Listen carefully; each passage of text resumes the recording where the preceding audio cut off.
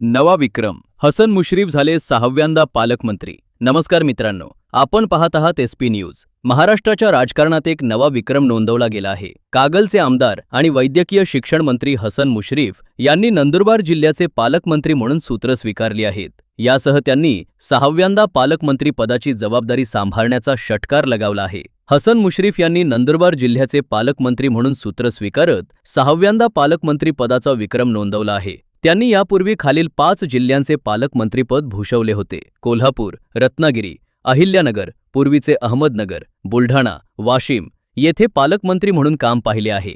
हसन मुश्रीफ हे यापूर्वी कोल्हापूरचे पालकमंत्री होते. नव्या सरकारमध्ये कोल्हापूरची जबाबदारी मिळावी म्हणून ते आग्रही होते. त्यांनी वाशिम जिल्ह्याचे पालकमंत्री पदाचा मागील वर्षी राजीनामा दिला होता. आता पालकमंत्रीपद स्वीकारताना मुश्रीफ यांनी स्पष्ट सांगितले की नंदुरबारमध्ये आरोग्य आणि शिक्षण क्षेत्रावर विशेष भर देणार आहोत. जिल्ह्याच्या सर्वांगीण विकासासाठी हे 2 क्षेत्र प्राधान्याने बळकट करणार असल्याचे त्यांचे जाहीर धोरण आहे. अधिक अपडेट्स आणि राजकीय बातम्यांसाठी SP न्यूज सोबत जोडले रहा. धन्यवाद.